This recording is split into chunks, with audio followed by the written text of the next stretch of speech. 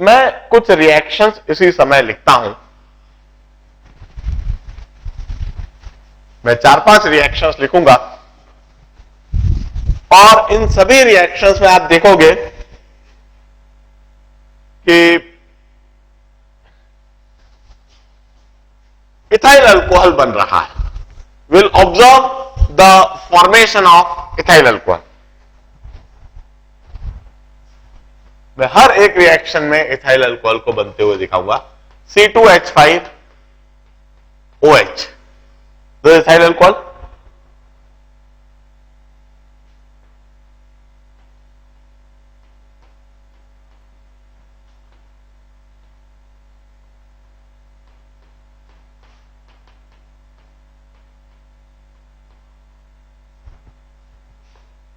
यह एक रिएक्शन है।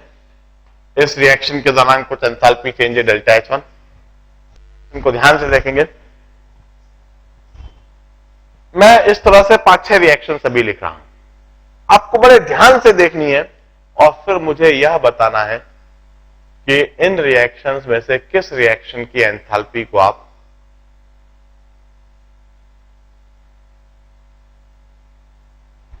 Enthalpy of formation of ethyl alcohol कहोगे। 2 carbon in gaseous state plus 6 hydrogen in gaseous state plus a oxygen atom in gaseous state gives you C2H5OH delta H2. This is another reaction. The third reaction is 2 carbon in solid and graphite state, 3 hydrogen in gaseous state, half O2 in gaseous state, giving you C2H5OH in gaseous state, delta H3. 4 carbon in solid and graphite state, 6 H2 plus O2 in gaseous state gives you twice C2H5OH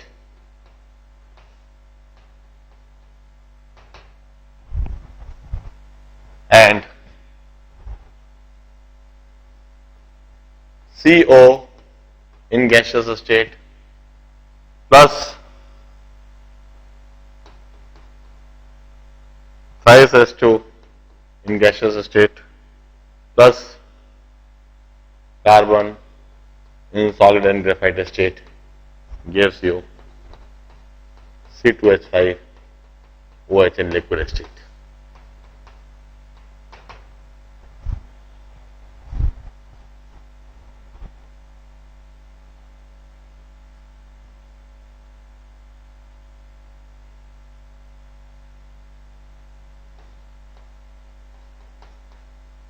C2H4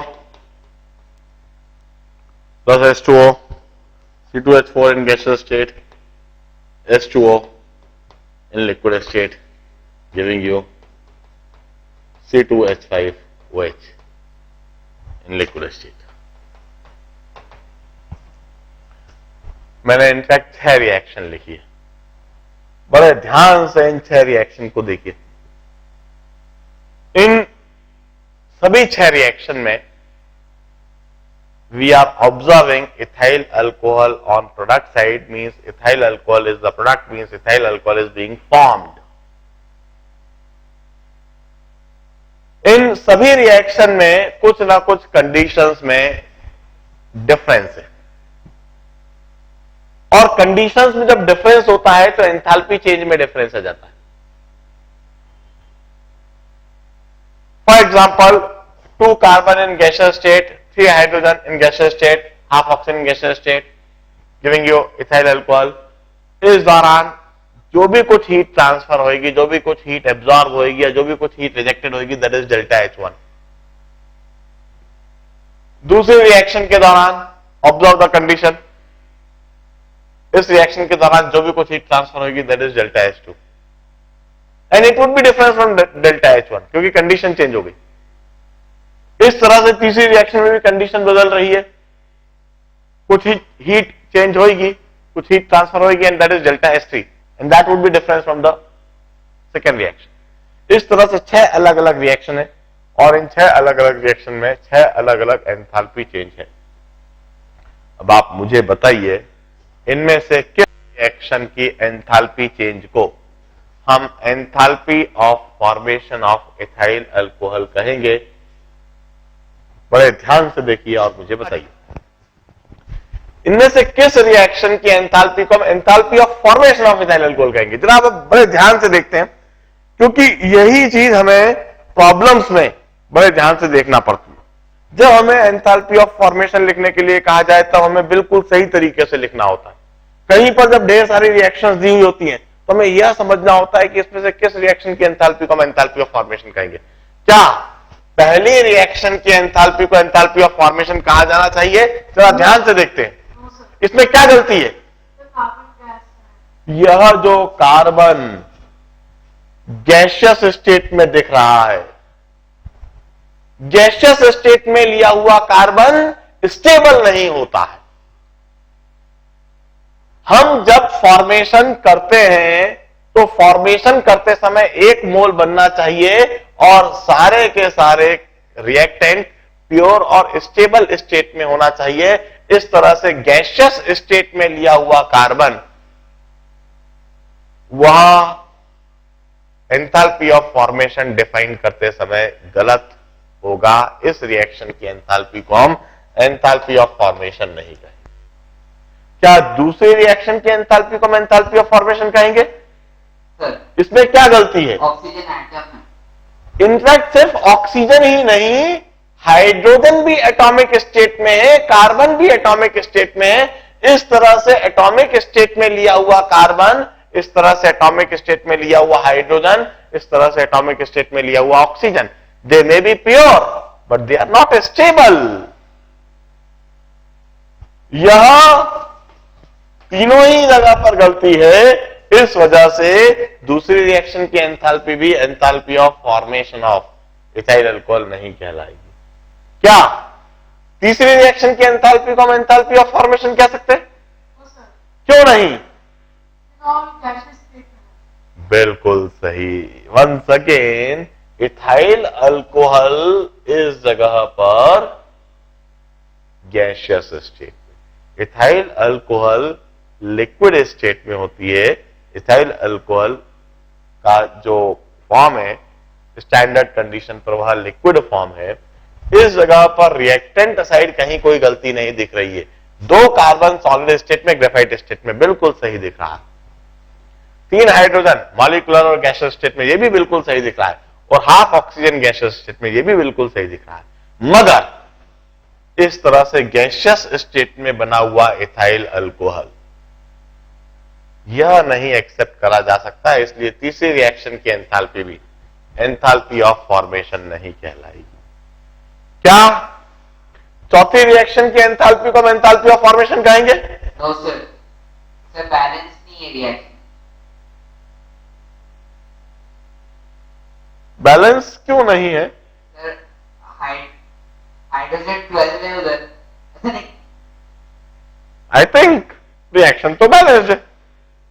हाँ, इसको consider करें। Reaction completely balance है। मैंने इस तरह की गलती नहीं करी है कहीं पर भी। क्या चौथी रिएक्शन की एंथैल्पी को हम एंथैल्पी ऑफ फॉर्मेशन कहेंगे? Yes sir. क्या चौथी रिएक्शन की एंथैल्पी को हम एंथैल्पी ऑफ फॉर्मेशन कहेंगे? Yes sir. हम चौथी रिएक्शन की एंथैल्पी को भी एंथैल्पी ऑफ फॉर्मेशन नहीं कहेंगे। एंथैल्पी ऑफ फॉर्मेशन की डेफिनेशन को ध्यान से देखिए। Enthalpy of formation is the change in enthalpy when 1 mole of compound is formed from its pure and stable molecule. इस जगह पर सब कुछ परफेक्ट है।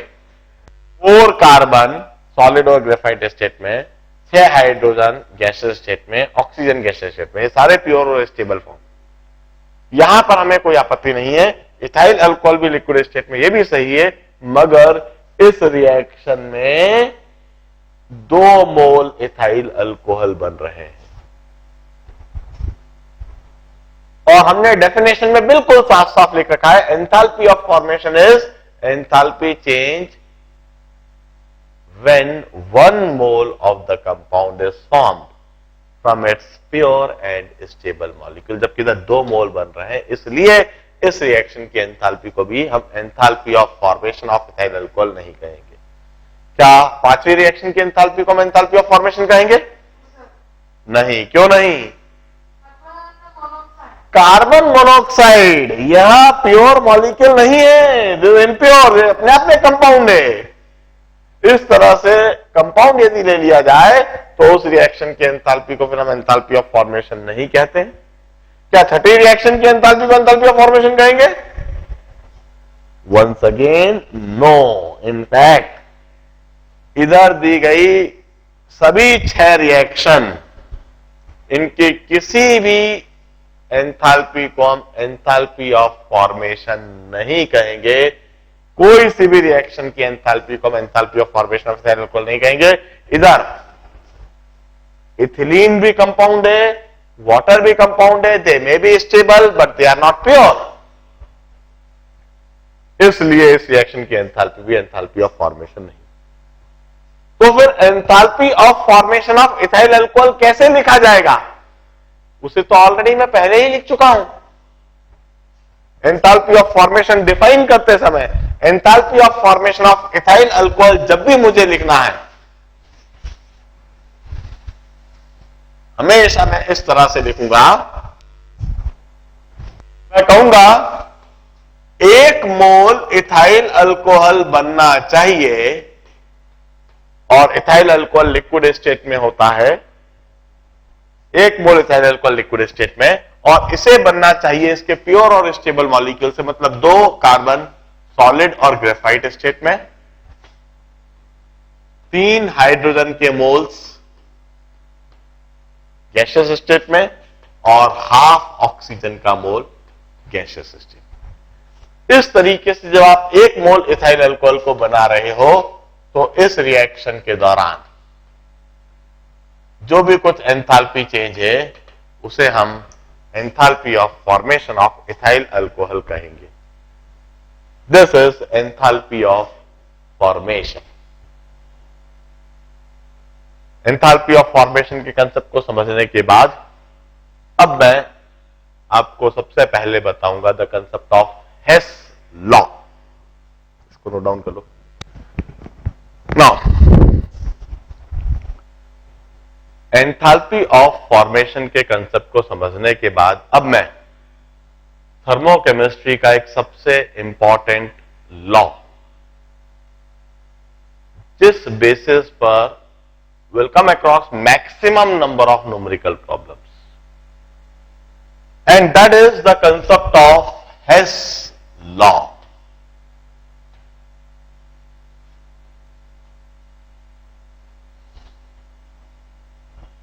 In fact, Hess law is another statement or another form of the same energy conservation principle that we had studied in physics, or that we'll study in physics, and it's another statement of first law of thermodynamics.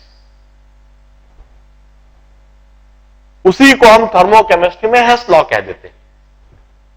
हमने physics में energy conservation principal सीख रखा है। What is that energy conservation principle? Energy conservation principle says that energy can neither be created nor be destroyed, it may change its form from one to another. यह energy conservation principle है physics का। Energy न तो create हो सकती है और न ही डिस्ट्रॉय हो सकती है। एनर्जी सिर्फ एक रूप से दूसरे रूप में, एक फॉर्म से दूसरे फॉर्म में कन्वर्ट हो सकती है। इसी फिजिक्स के एनर्जी कंजर्वेशन प्रिंसिपल को हम थर्मोडायनामिक्स में क्या कहते हैं? First law. थर्मोडायनेमिक्स में इसी को हम फर्स्ट लॉ ऑफ थर्मोडायनेमिक्स कहते हैं. What do first law of thermodynamics is? Heat, work and internal energy are interconvertible. Heat, work and internal energy are interconvertible. Heat is a form of energy, work is a form of energy, and internal energy is also a form of energy, and they are interconvertible. Means heat, work, internal energy destroy नहीं होंगे, create नहीं होंगे, ये आपस में convert किसी भी तरह से करे जा सकते हैं. आप हीट को इंटरनल एनर्जी और वर्क में कन्वर्ट कर सकते हो, वर्क को इंटरनल एनर्जी और हीट में कन्वर्ट कर सकते हो, और इंटरनल एनर्जी को वर्क और हीट में. This first law of thermodynamics. इसी को हमने हेस लॉ कहा है थर्मोकेमिस्ट्री में. Now what do this law says that? It says that reactions may be added or subtracted algebraically and so do is the enthalpy. reactions को आप algebraically add भी कर सकते हो और सब्सट्रैक्ट भी कर सकते हो, और जिस तरह से आप रिएक्शंस को ऐड और सब्सट्रैक्ट कर रहे हो बिल्कुल उसी तरह से आप उनकी एंथैल्पीज को भी ऐड और सब्सट्रैक्ट कर सकते हो. मैं समझाता हूं. For example, let's convert graphite into carbon dioxide. अब ग्रेफाइट का कार्बन डाइऑक्साइड में कन्वर्जन दो तरीके से करा जा सकता है. सबसे पहले हम 1 मोल सॉलिड ग्रेफाइट ले लें और इसको 1/2 मोल ऑक्सीजन के साथ में रिएक्ट करवाएं और वहां पर 1 mole carbon monoxide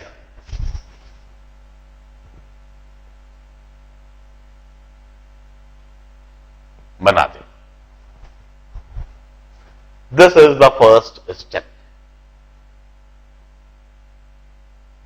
and during this first step the enthalpy changes delta H1.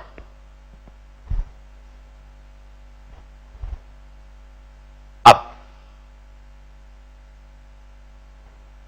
दूसरे स्टेप में मैं क्या करता हूं? This carbon monoxide which is in gaseous state, it further combined with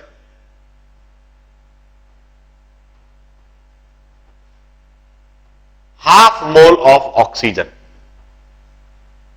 This carbon monoxide, which is in gaseous state, it further combined with half mole of oxygen to give you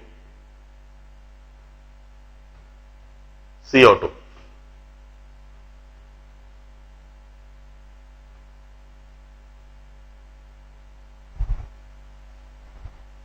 And during this step, the enthalpy changes delta S2. इस तरीके से हमने पहले carbon को carbon monoxide में convert करा, फिर carbon monoxide को कार्बन डाइऑक्साइड में कन्वर्ट करा. अब हम कहते हैं इस फिनोमेना को सिंगल स्टेप में करा जा सकता था. हमने पहले कार्बन से कार्बन मोनोऑक्साइड बनाया, फिर कार्बन मोनोऑक्साइड से कार्बन डाइऑक्साइड बनाया. हम इस फिनोमेना को सिंगल स्टेप में कर सकते थे. हम 1 मोल सॉलिड ग्रेफाइट के साथ में पूरा 1 मोल ऑक्सीजन गैसियस स्टेट में रख देते तो एक ही बार में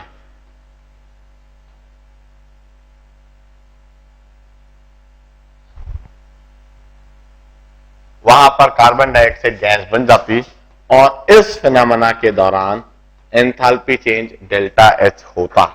हम इस फिनोमेना को एक ही स्टेप में कर सकते थे.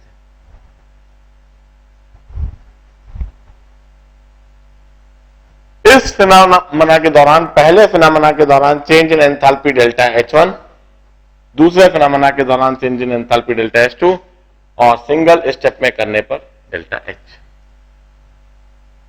Now,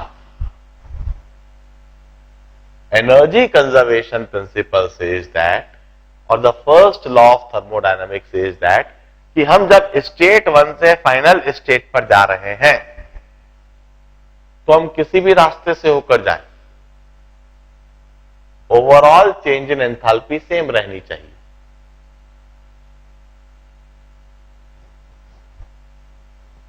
enthalpy change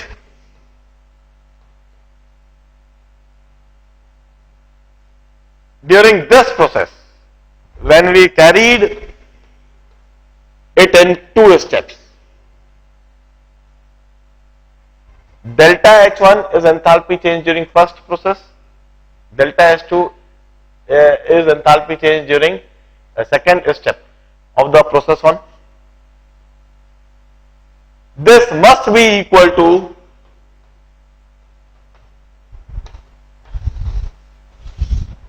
enthalpy change if this process were carried in single step. हम अल्टीमेटली जो प्रोडक्ट बना रहे हैं वह सेम है, इनिशियली रिएक्टेंट भी सेम था, तो हम चाहे उसको 2 स्टेप में करें चाहे सिंगल स्टेप में करें, 2 स्टेप में जो टोटल एंथैल्पी चेंज है वही सिंगल स्टेप में एंथैल्पी चेंज होना चाहिए। अब इस चीज को हम कैसे देख सकते हैं?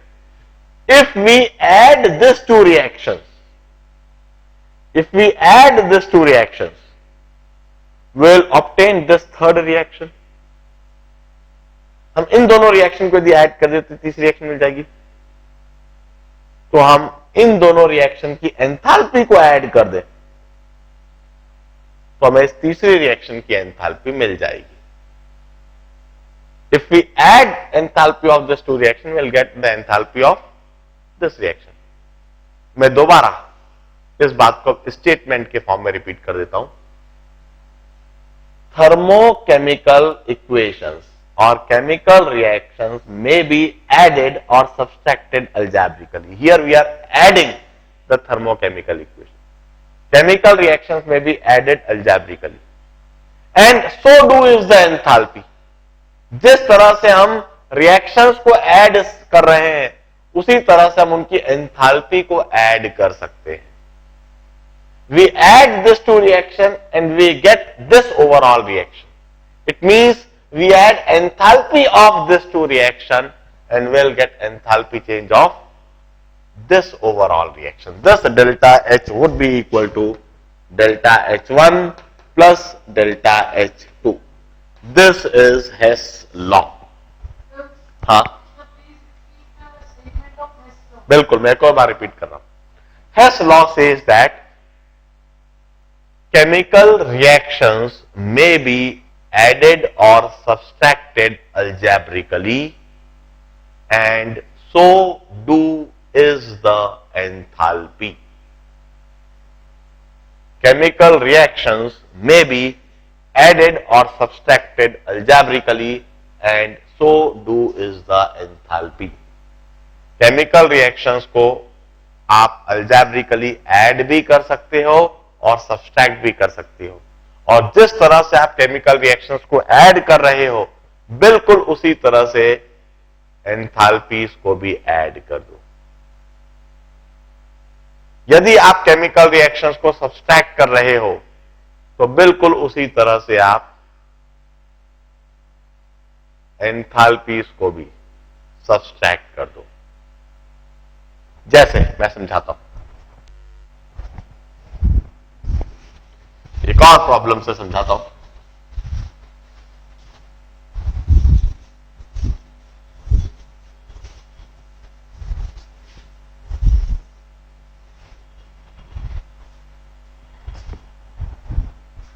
देखिए, hydrogen in gaseous state, half oxygen in gaseous state, it gives you H2O in gaseous state. इस रिएक्शन की एंथैल्पी है डेल्टा H1। ये कोई रिएक्शन है और इस रिएक्शन की एंथैल्पी हमें दे रखी है। मैं एक दूसरी रिएक्शन लिखता हूं, H2 plus half O2, hydrogen in gaseous state, oxygen in gaseous state gives you H2O in liquid state. Observe the two equations. मेरा सबसे पहला आपसे सवाल है, do the two equations suggest you the same chemical change or the different chemical change? इन दोनों equation में जो chemical change हो रहा है, इज दैट सेम और is that different?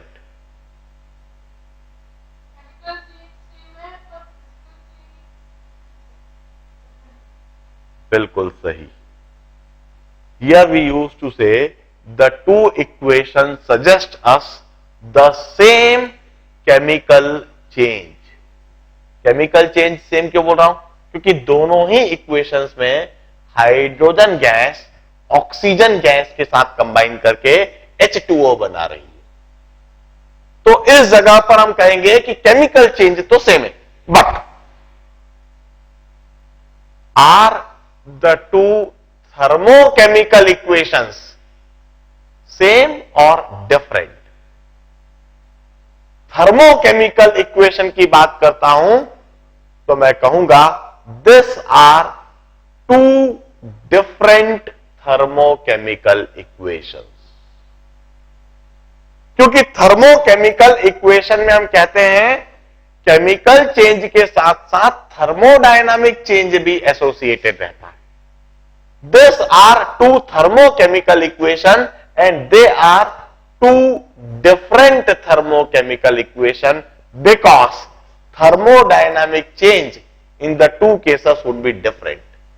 Why this thermodynamic change would be different?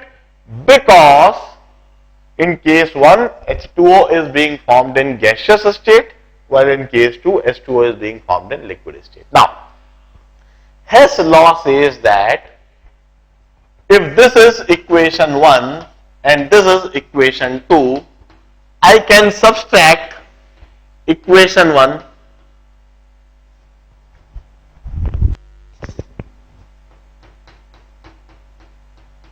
and equation 2. मैं equation 1 minus equation 2 कर सकता हूं. I can do that. I have got liberty that can always be done. मैं equation 1 minus equation 2 जब करूंगा तो hydrogen in gaseous state cancel हो जाएगा, oxygen in gaseous state cancel हो जाएगा. और इक्वेशन 1 माइनस इक्वेशन 2 जब करूंगा तो H2O लिक्विड स्टेट में जो इधर नेगेटिव दिखा है वो इस तरफ दिखने लगेगा. And I can always right it like this, H2O in liquid state giving you H2O in gaseous state. और यह जो नई केमिकल इक्वेशन लिखी है इसके लिए हम एंथैल्पी लिखेंगे delta H. First equation minus second equation. First equation minus second equation जब करी, hydrogen cancel, oxygen cancel, this minus this जब करा तो H2O in liquid giving you H2O in gas. और इस रिएक्शन के दौरान enthalpy change delta H. Now Hess law says that chemical equations may be subtracted algebraically and so do is the enthalpy. So do is the enthalpy का मतलब है जिस तरह से आपने केमिकल रिएक्शन को सब्सट्रैक्ट करा है बिल्कुल उसी तरह से उनकी एंथैल्पीज को भी सब्सट्रैक्ट कर दीजिए. ये जो सब्सट्रैक्ट करके आपको केमिकल इक्वेशन मिली है इसकी जो एंथैल्पी होगी that would be equal to delta H1 minus delta H2. आप जिस तरह से केमिकल इक्वेशन को सब्सट्रैक्ट करें बिल्कुल उसी तरह से उसकी एंथैल्पी को सब्सट्रैक्ट कर दीजिए. This is Hess law. Now based on this Hess law will come across with number of numerical problems. अब इस लॉ पर based infinite numerical problems frame करे जा सकते हैं और आप ढेर सारे न्यूमेरिकल प्रॉब्लम्स देखोगे भी, उनको करना भी चालू कर सकते हो. अब मैं आगे की बात समझाता हूं. The next is the concept of enthalpy of combustion. Note down करो. नाउ आफ्टर स्टडिंग हेस लॉ, अब मैं आपको समझाता हूं the concept of enthalpy of combustion. The next is the concept of combustion and associated with it enthalpy of combustion.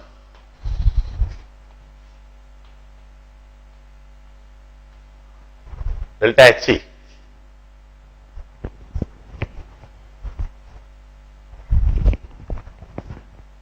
We denote it by delta Hc.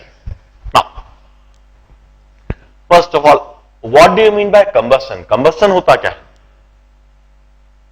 Combustion means vigorous oxidation in presence of excess oxygen.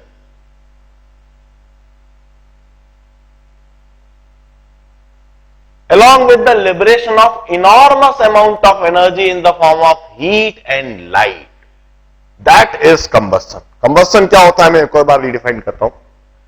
It's vigorous oxidation. सबसे पहले तो vigorous oxidation होना चाहिए. Vigorous oxidation in presence of excess of oxygen along with the liberation of enormous amount of energy in the form of heat and light. That is combustion. It would be conceptualized for fuel only. Enthalpy of combustion fuel के लिए conceptualized होएगा. Fuel क्या क्या होते हैं? Hydrogen is a fuel, kerosene is a fuel, petrol is a fuel, carbon is a fuel, paper is a fuel, starch is a fuel, protein is a fuel, carbohydrates is a fuel, or fats is a fuel. All these are fuel. Glucose is a fuel. हम कहते हैं हमारी body के अंदर glucose का, protein का, starch का, fats का, इन सब का ऑक्सीडेशन होता है, कंबस्टन होता है. हम इस रूम में कोयले को जला सकते हैं, ग्रेफाइट को जला सकते हैं, डायमंड को भी जला सकते हैं, उनका भी ऑक्सीडेशन होता है, कंबस्टन होता है. हाइड्रोजन को हम जला सकते हैं. इन सब के लिए हम एंथैल्पी ऑफ कंबस्टन डिफाइन करेंगे. Combustion is vigorous oxidation in presence of excess of oxygen along with the liberation of enormous amount of energy in the form of heat and light. Now, अब मैं enthalpy of combustion define करता हूं. ये तो combustion की definition हुई, combustion phenomena की definition हुई. अब मैं एंथैल्पी ऑफ कंबस्टन डिफाइन कर रहा हूं. Enthalpy of combustion is the change in enthalpy when 1 mole of fuel is completely oxidized in presence of excess of oxygen in stable state.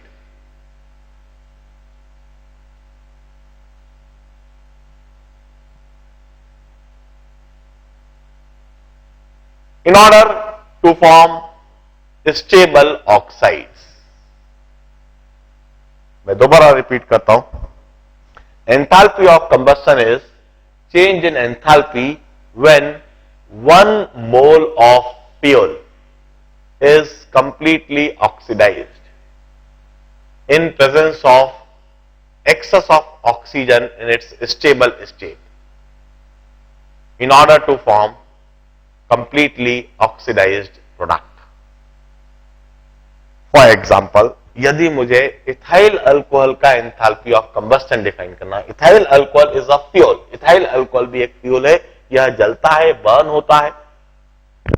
Ethyl alcohol का यदि मुझको enthalpy of combustion define करना है तो सबसे पहले मुझे 1 मोल इथाइल अल्कोहल लेना होगा.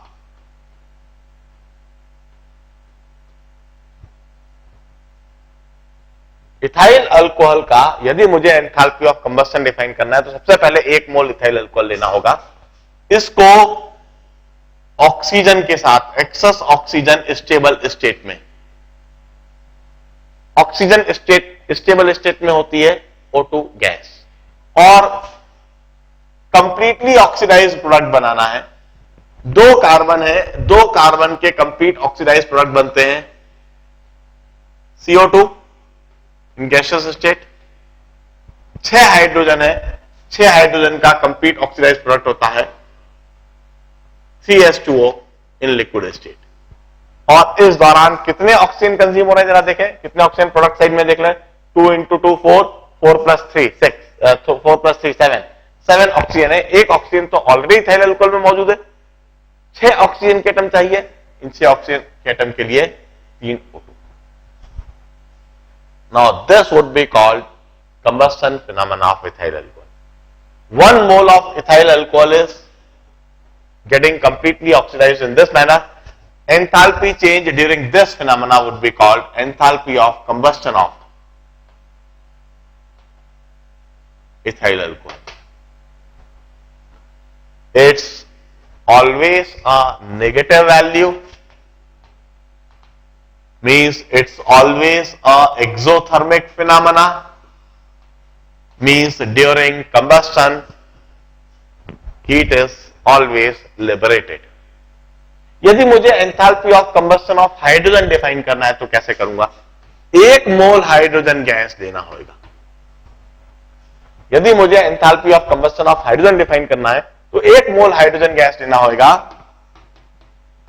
इसको स्टेबल ऑक्सीजन के साथ में ऑक्सीडाइज करना होगा, और इसका कंप्लीटली ऑक्सीडाइज प्रोडक्ट है H2O in liquid state. This would be called enthalpy of combustion of hydrogen.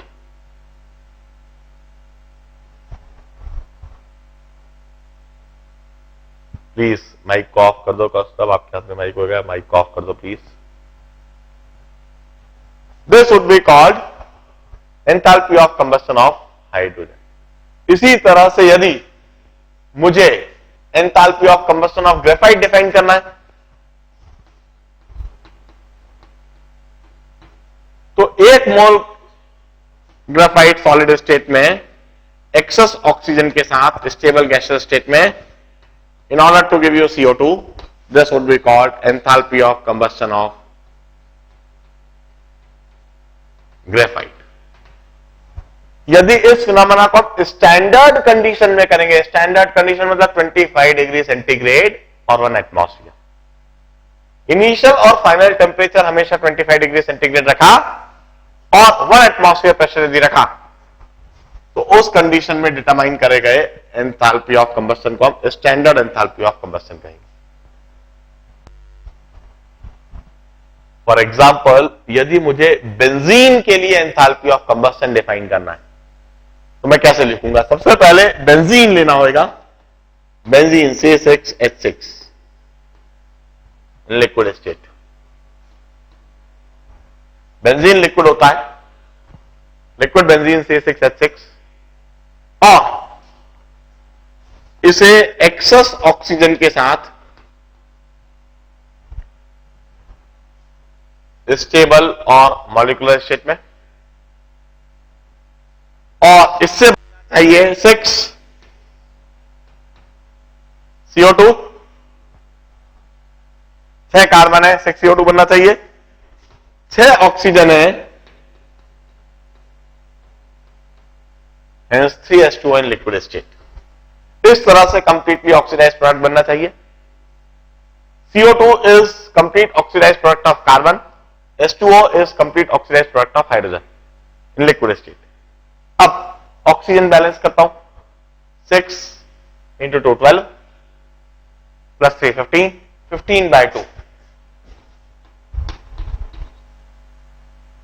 इस रिएक्शन के दौरान जो भी कुछ एंथैल्पी चेंज है, that would be called enthalpy of combustion of benzene।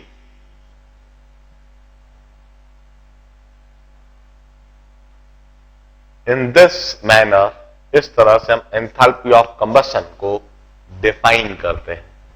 Now, enthalpy of combustion हमेशा नेगेटिव वैल्यू होती है, एक्सोथर्मिक फिनोमेना है।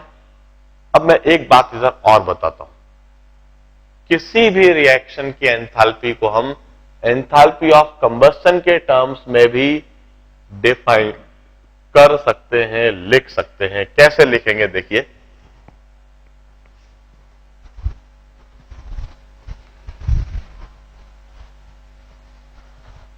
एग्जैक्टली यहां से मैं मेरे अगले लेक्चर में समझाऊंगा।